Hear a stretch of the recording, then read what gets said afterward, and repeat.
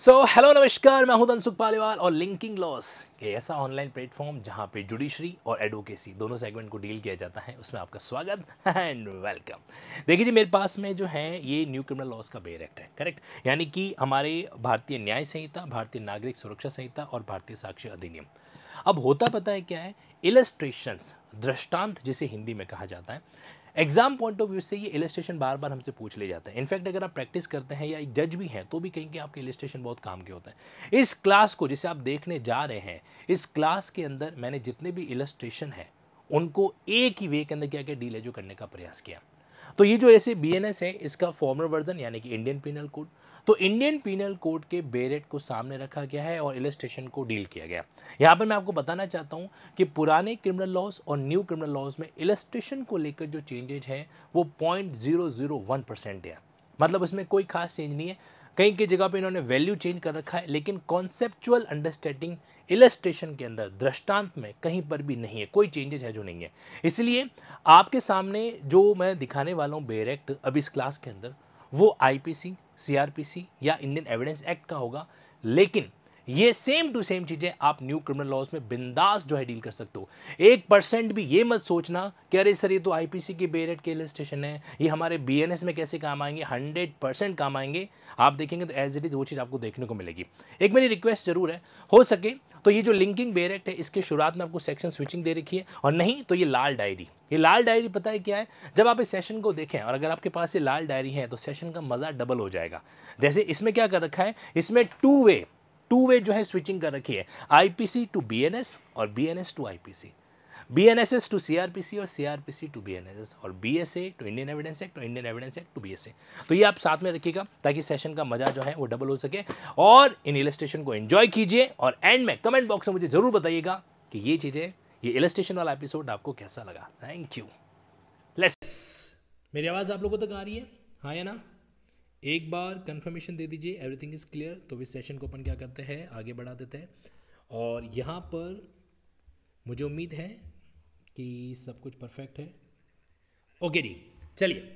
तो यहाँ पर मैं आपको लेके चलता हूँ सीधा कहाँ पे, आपके जो सेगमेंट है सीआरपीसी का, उस पर बातचीत करेंगे। स्क्रीन पर आपको यहाँ पे जो है ना दिख रहा होगा कि आपके सीआरपीसी का बेयर एक्ट ओपन हो रखा है। यहाँ पर मैंने खुद को कर दिया है ओके, डन। अब आ गया हूँ मैं साइड में, और अब यहाँ पे अपन डिस्कस करते हैं फटाफट 1 बाय 1। देखिए जी, पूरा फोकस बना के रखिएगा क्योंकि हमें इसके अंदर चीज़ों को डील करना है। वैसे सीआरपीसी के अंदर आपके सामने जो इलस्ट्रेशन का जो पोर्शन है ना, वो सिर्फ और सिर्फ कहाँ से कनेक्ट होता है, वो आपके सिर्फ आपके चैप्टर नंबर 17 यानी कि जहाँ पे आपका चार्ज का मामला दे रखा है वहाँ से कनेक्ट है जो होता है। वॉइस इको एवरेज हो सकता है क्या?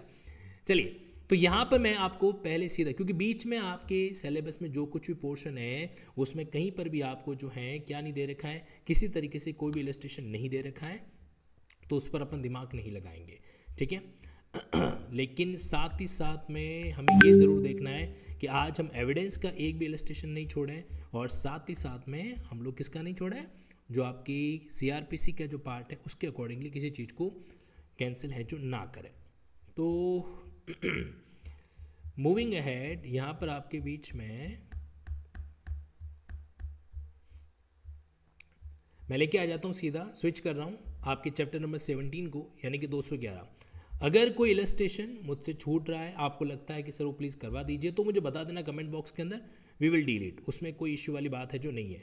तो यहाँ पर ये रहा आपके बीच में आपका चैप्टर नंबर 17 यानी कि चार्ज फ्रेमिंग।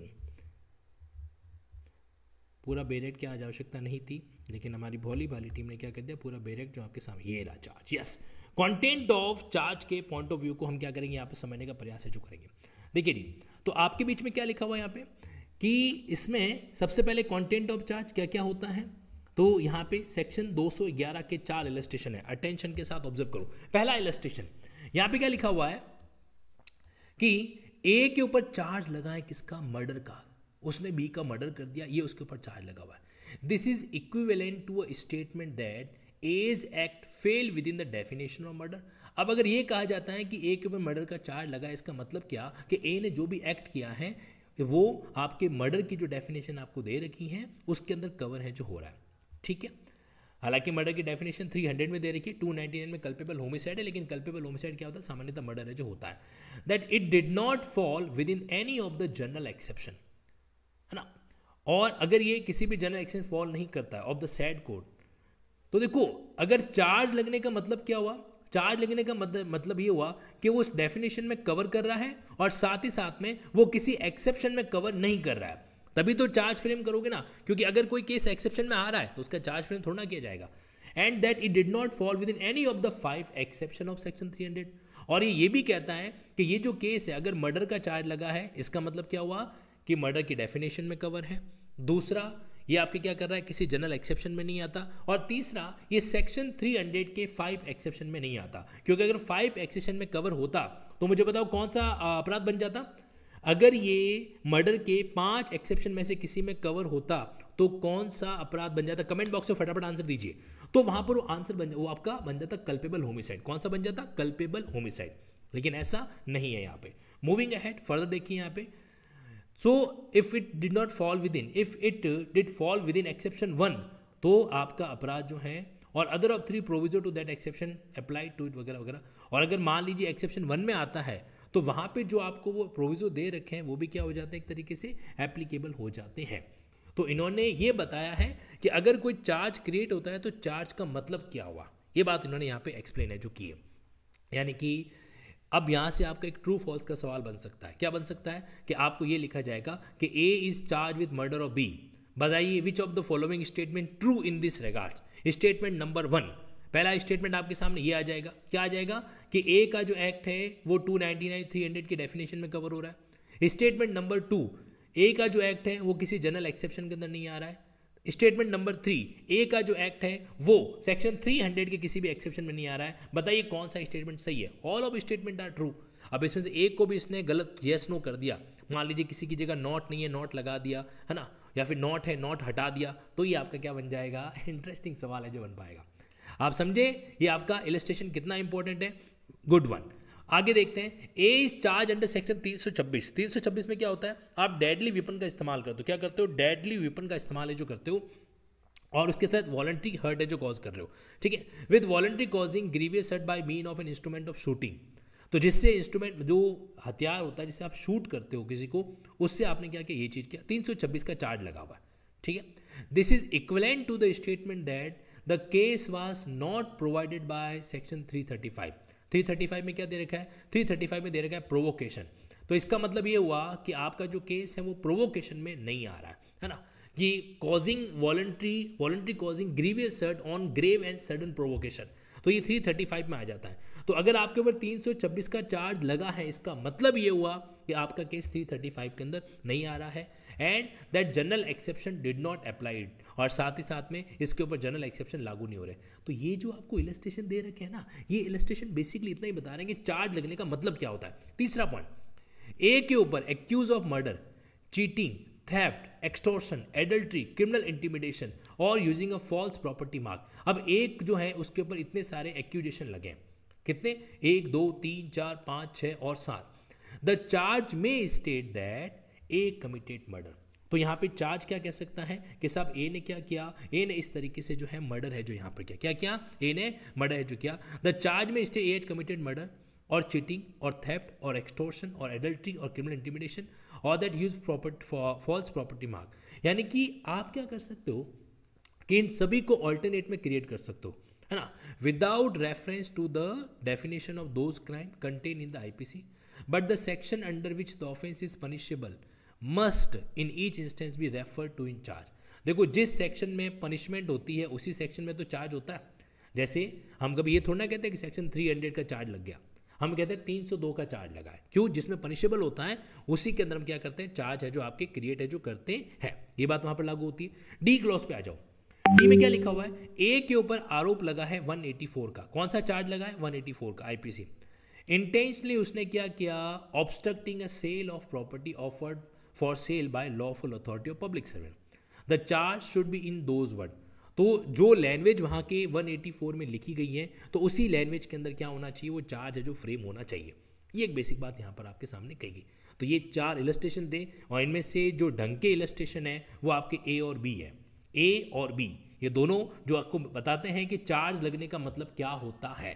ओके, याद रखना, ये एग्जाम के अंदर सवाल बनने लायक हो सकता है। आगे देखिए यहाँ पे, फिर आपके सामने इसमें इलस्ट्रेशन आपके आ रहा है 213 को लेकर। 213 के कई सारे सवाल जो है ना वो एग्जाम के अंदर कई बार पूछे भी जा चुके हैं। देखिए क्या लिखा हुआ है कि मैनर ऑफ कमिटिंग ऑफेंस, जब आप चार्ज फ्रेम करते हो तो जो अपराध का जो मैनर है क्या उसको मेंशन करना चाहिए, क्या उसका जिक्र है जो यहाँ पर क्या है एप्लीकेबल हो रहा है। अब देखो 213 के कितने सारे इलस्ट्रेशन है। नंबर 1, मैं फिर से कह रहा हूँ, हेलो इधर लुक एट मी, ये सवाल एग्जाम के अंदर आएगा, ठीक है, आएगा बिल्कुल। सी A B C D E और एफ, टोटल 6 इलस्ट्रेशन है। कितने? 6। देखो पहला क्या लिखा हुआ है, ए को एक्यूज बनाया गया थेफ्ट के लिए कि भाई उसने चोरी कमिट किया। तो क्या हमें हमारे लिए जानना जरूरी है कि चोरी किस तरीके से कमिट की गई? नो। तो थेफ्ट के केस में क्या मैनर बताना आवश्यक होता है क्या? तो आंसर है नहीं, जरूरी नहीं है। चोरी मतलब चोरी। दूसरा, ए इज एक्यूज ऑफ चीटिंग, ए ने बी के साथ क्या किया है? चीटिंग है जो किया है। यहां पे आपको बताना पड़ेगा कि चीटिंग किस तरीके से की गई, क्योंकि चीटिंग के भी तो क्या हो सकते हैं, कई सारे अलग अलग एंगल हैं जो हो सकते हैं। ये दूसरी बात। तीसरी बात समझो, A is accuse of giving false evidence, A के ऊपर आरोप क्या लगा कि उसने फॉल्स एविडेंस है जो कोर्ट में दिया है। क्या किया है? फॉल्स एविडेंस है जो कोर्ट के अंदर दिया है। तो यहां पे चार्जेस के अंदर ये मेंशन करना पड़ेगा, क्या मेंशन करना पड़ेगा कि set out that portion of the evidence given by A is alleged to be false. तो कौन सा वो एविडेंस का पोर्शन है जो कि झूठा, ये बताना पड़ेगा। क्योंकि अब सिंपली ये कह रहे हैं कि भाई फॉल्स चार्ज लगाया गया तो इससे तो काम चलेगा नहीं। तो आप एग्जैक्टली बताओ कि फॉल्स एविडेंस कौन सा दिया। उसके बाद में ए के ऊपर आरोप लगाए कि उसने ऑब्स्ट्रक्ट किया है। किसको ऑब्स्ट्रक्ट किया है? पब्लिक सर्वेंट को, in the discharge of public function at a given time. तो यहां पे आपको मैनर बताना पड़ेगा कि ए ने पब्लिक सर्वेंट को किस तरीके से ऑब्स्ट्रक्ट किया। उसको धक्का मार दिया, उसका हाथ पकड़ लिया, उसको निकलने नहीं दिया, क्या किस तरीके से? तो आपको मैनर है जो यहाँ पे बताना पड़ेगा। तो यहाँ पर भी क्या हो रहा है, मैनर जरूरी हो रहा है। आप देखिए, ऑब्स्ट्रक्टिंग सर्वेंट मैनर चाहिए, फॉल्स गिविंग एविडेंस मैनर चाहिए, चीटिंग मैनर चाहिए, थेफ्ट के केस में मैनर नहीं चाहिए। सवाल बन सकता है। ई वाले केस में A is accuse of the murder of B at a given time and place. A के ऊपर क्या आरोप लगाया कि उसने बी का मर्डर किया है। अब क्या ये बताने की जरूरत है कि मर्डर कैसे किया? चाकू से किया, धक्का मार के किया, तलवार से गला काट दिया, कैसे किया? Not at all, murder is murder. तो यहाँ पे मर्डर के केस में जो है आपको मैनर बताने की आवश्यकता नहीं है। पहला क्या था, थेफ्ट के केस में जरूरत नहीं है, और दूसरा मर्डर के केस में जरूरत नहीं है। आखिरी पॉइंट लास्ट वाला, ए के ऊपर आरोप है, A is accuse of disobeying the direction of law. A के ऊपर ये आरोप है कि उसने क्या नहीं किया, लॉ का जो है डायरेक्शन डिसओबे कर दिया। ठीक, तो क्या मुझे बताओ यहाँ पे आपको क्या लगता है, मैनर बताना चाहिए कि भाई आपने किस तरीके से जो है, या लॉ का कौन सा डायरेक्शन जो है फॉलो नहीं किया। The charge must set out the disobedience charge. तो किस तरीके का डिसओबीडियंस हुआ उसके बारे में आपको बताना पड़ेगा। तो 6 में से 2 पॉइंट आपके ऐसे हैं जहां पर आपको ये बताने की जरूरत नहीं है कि थेफ्ट कैसे हुआ या मर्डर कैसे हुआ। बाकी वाले केसेस में तो ये एग्जाम्पल सीधा के सीधा आपके क्या हो सकता है, एग्जाम के अंदर पूछा जा सकता है। तो बी रेडी फॉर दैट। अच्छा आगे देखें यहाँ पे और कौन कौन से पॉइंट है यहाँ पर बन रहे हैं। देखो सबसे खतरनाक आपका ये चार्ज वाला चैप्टर ही है, इलस्ट्रेशन वाला, इसलिए मेरे साथ साथ इसको कंप्लीट कर लीजिए। देखिए यहाँ पे क्या लिखा हुआ है, ए इज, अब देखो यहाँ पे ना इफेक्ट ऑफ, अगर मान लीजिए आपने चार्ज फ्रेमिंग करने में क्या कर दिया, कोई गड़बड़ी है जो कर दी, तो अगर आप चार्ज फ्रेमिंग के अंदर गड़बड़ी करते हो तो उस सिचुएशन के अंदर उसका इफेक्ट है जो क्या हो सकता है, इसको समझाने का काम है जो यहाँ पर कौन करता है, सेक्शन 215 है जो करता है। और मैं आपको बताना चाहता हूँ कि जब भी एरर का इफेक्ट फाइंड आउट करना होता है ना, तो हमें ये देखना पड़ता है कि वो एरर जो है वो मटेरियल है या नहीं है। अगर मान लीजिए कि वो एरर मटेरियल नहीं है तो ऐसे केस के अंदर फिर उसका इफेक्ट जो है वो इतना गंभीर नहीं होगा। अब सवाल ये आता है कि हम इसको कैसे फाइंड आउट करेंगे कि कोई भी एरर जो है वो मटेरियल लिस्ट के अंदर है या नहीं है। तो आइए मैं आपको बताता हूँ यहाँ पे क्या क्या इलस्ट्रेशन आपको दे रखे हैं। चलिए जी, तो देखो अब आपके सामने कितने इलस्ट्रेशन है, 1 2 3 4 5। सबसे पहला illustration, A is charge under section 242 of IPC, ठीक है। और 242 में क्या है कि उसके पास पोजीशन पाया गया है काउंटरफिटेड कॉइन का, right, having known at the time when he become purchase thereof that such coin was counterfeit. तो ए के ऊपर ये चार्ज लगा 242 का कि भाई उसके पास काउंटर फिटेड कॉइन मिले हैं और उसको ये पता था कि ये जो कॉइन है वो काउंटर फिटेड है। The word fraudulently being omitted in the charge. अब देखो क्या हुआ कि उसमें इन्होंने वर्ड फ्रॉडुलेंटली जो है ना वो मेंशन नहीं किया। तो unless it appear that A was in fact misled by this omission. अब क्या हुआ कि अगर मान लीजिए आपने चार्ज फ्रेमिंग में कोई एरर की और वो एरर ऐसी है जो क्या करती है, देखो यहाँ पे क्या लिखा हुआ है, वो एरर ऐसी है जो एक्यूज को मिसलीड करे, एक्यूज को क्या करे, मिसलीड करे और साथ ही साथ में जस्टिस को फेल करे। तो फिर इस दो अगर ये दोनों पॉइंट मिल जाते हैं ना तो उसको हम बोलते हैं कि भैया यहाँ पे चार्ज फ्रेमिंग के अंदर मटेरियल एरर हुई है। कौन सी एरर हुई है? Material error. तो अब इस वाले एग्जांपल में क्या हुआ कि अगर मान लीजिए आपने चार्ज फ्रेमिंग किया 242 का और आप ये वर्ड जो है मेंशन करना भूल गए, तो उस केस में क्या होगा? क्या लिखा है इन्होंने? Unless it appear A was mislead. तो अगर इस तरह की एरर से ए मिसलीड हुआ है तो हम क्या बोलेंगे? अगर ऐसा हुआ है तो उसको मटेरियल बोलेंगे, अदरवाइज ये जो एरर है shall not be material. Okay, तो इसने एक कंडीशन लगा दी। बी पॉइंट को पढ़ो। अब बी पॉइंट में यहाँ पर आपके सामने क्या मेंशन किया हुआ है? इसमें लिखा हुआ है A is charge with cheating. A के ऊपर क्या आरोप लगा है? चीटिंग का। ठीक। And the manner in which he cheated is not set out in the charge. लेकिन किस तरीके से, क्योंकि सेक्शन 213 ने क्या बोला था? मैनर होना चाहिए। तो उन्होंने वो मैनर जो है वो चार्ज के अंदर मेंशन नहीं किया, सेट आउट इनकरेक्टली या गलत तरीके से किया गया। ए ने खुद को डिफेंड किया, call witness and give his own account of transaction. तो ए ने अपने विटनेस बुलाए और साथ ही साथ में खुद के ट्रांजेक्शन का अकाउंट दिया। तो कोर्ट यहाँ पे इन्फर कर सकता है फ्रॉम दिस, ये जो ओमिशन जो दी गई है, set out the manner of the cheating is not material. अब एक्चुअल में क्या है, ए और बी के बीच में कोई एक आधे ट्रांजेक्शन ही था और बी कह रहा है कि साहब वो उसमें चीटिंग कर दी, तो यहाँ पे ए के मिसलीड होने का कोई मामला नहीं है। अब सपोज करो ए और बी के बीच में ऐसे 10 ट्रांजेक्शन हो रखे हैं और बी कहता है कि साहब मेरे साथ उसने ट्रांजेक्शन में चीटिंग की, तो यहाँ पर अपन कह सकते हैं कि भाई आपने जो चार्ज फ्रेम की उसमें आपने मैनर नहीं बताया। तो अब ए क्या कर रहा है? ए को बात समझ में आ गई कौन सी चीटिंग की बात कर रहा है। ए अपने विटनेस भी ला रहा है, अपने एविडेंस भी पेश कर रहा है, तो इसका मतलब ए जो है, एक्यूज जो है, मिसलीड नहीं हुआ है। इसलिए ये चार्ज फ्रेमिंग की एरर जो है वो मटेरियल नहीं है, नॉट मटेरियल। ठीक है। तीसरा पॉइंट, आपको ये आइडेंटिफाई करना है कि चार्ज फ्रेमिंग की एरर कब मटेरियल होती है, कब नहीं होती है। A charge with cheating, A के ऊपर आरोप किसका लगा? चीटिंग का। And the manner in which he is cheated is not set out, आपने वो मैनर मेंशन ही नहीं किया। There were many transaction between A and B, आ गया ना, मैंने कहा था ना एक से ज़्यादा ट्रांजेक्शन हो रखे हैं, many transaction between A and B, और ए को ये पता ही नहीं चल रहा है कि भाई उसके ऊपर जो चीटिंग का आरोप लगा है वो कौन से वाले ट्रांजेक्शन को लेकर है ना। और वो बंदा अपनी डिफेंस नहीं कर पाया। अब जब उसको पता ही नहीं चला तो अपनी डिफेंस भी नहीं कर पाया। तो यहाँ पे कोर्ट ये कह सकता है कि एरर कैसी है? मटेरियल है। आपको इलस्ट्रेशन बी और सी का डिफरेंस समझ में आया, हाँ या ना? आप लोगों को इलस्ट्रेशन बी और सी का डिफरेंस समझ में आया, यस और नो? वो जरूरी है हमारे लिए। ठीक है, आगे मूव ऑन करते हैं अपन, नेक्स्ट पॉइंट पे आ जाते हैं। यहाँ पे डी पॉइंट पे आ जाओ। ए के ऊपर चार्ज लगा, क्या चार्ज लगा समझना? हेलो, लुक एट मी, कहाँ देख रहे हो? परसों परीक्षा है अपनी, आ जाओ। ए के ऊपर चार्ज लगा, क्या चार्ज लगा? कि विद द मर्डर ऑफ खुदा बख्श। तो ए के ऊपर चार्ज लगा, क्या लगा? कि भाई उसने खुदा बख्श का मर्डर है जो किया। कब किया? 21 जनवरी 1982 को। 21 जनवरी 1982। जरा इस इलस्ट्रेशन डी को पढ़िए एक बार क्विकली। इलस्ट्रेशन डी को एक बार आप क्या करें, थोड़ा सा गो थ्रू कीजिए and just give me 1 minute.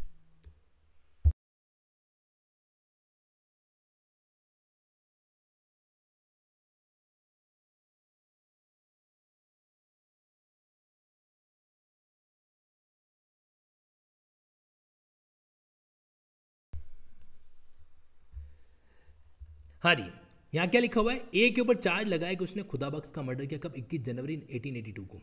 जबकि हकीकत यह है कि murdered persons name was Haidar Bakhsh. जिस व्यक्ति का मर्डर हो उसका नाम क्या था? हैदर बख्श था। And the date of the murder was 20 January. और मर्डर कब हुआ था? 20 जनवरी को। तो यहाँ पे हैदर बख्श की जगह खुदा बख्श की ट्रायल चल रहा है एक तरीके से। खुदा बख्श का मर्डर और बता रहे हैं अपन, और 20 जनवरी की जगह 21 जनवरी बता रहे हैं। अच्छा, ए को जो है इससे पहले कभी भी मर्डर के लिए चार्ज नहीं किया। A was never charge with any murder but one, जो है उसी की चार्ज हो रही है। And had heard the inquiry before the magistrate which referred exclusively to the case of Haidar Bakhsh. और वो जो इंक्वायरी चल रही है वो हैदर बख्श की ही चल रही है। ठीक है। अब मुझे बताओ यहाँ पर किसी भी वे में ए को ऐसा लग सकता है कि अरे यार ये तो कौन से मर्डर की इंक्वायरी हो रही है, मैंने तो कोई और मर्डर किया था, ऐसा वैसा नहीं। क्यों नहीं होगा?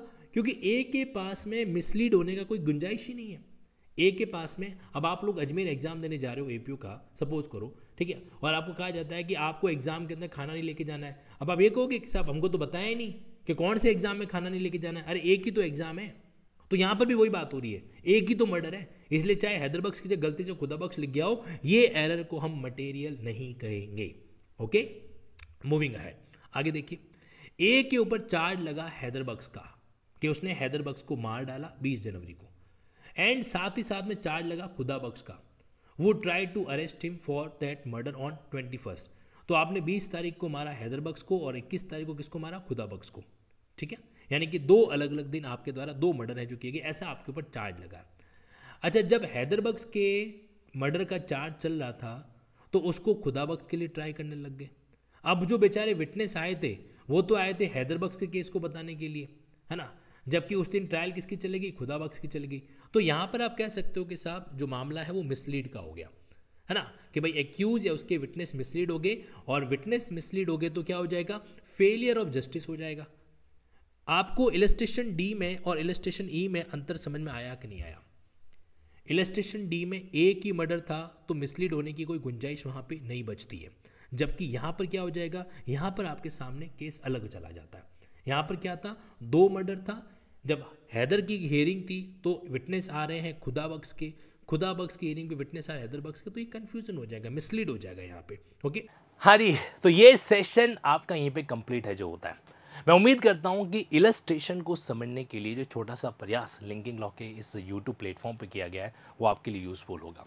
लेकिन आपका फीडबैक मुझे और मेरी टीम को एक अलग इंस्पिरेशन, एक अलग मोटिवेशन देगा, तो इस सेशन के बारे में अपना फीडबैक ज़रूर दीजिएगा। आखिर में एक बात आपसे कहना चाहता हूँ मैं कि लिंकिंग ऐप पर जो भी जुडिशियल क्लासेस, जो भी जुडिशियल एग्जाम का प्रिपरेशन होता है वो बहुत ही स्मार्ट तरीके से डायग्रामेटिक नोट्स बनाते हुए और साथ ही साथ में अलग अलग सेक्शन और अलग अलग कॉन्सेप्ट को लिंक करते हुए डील किया जाता है।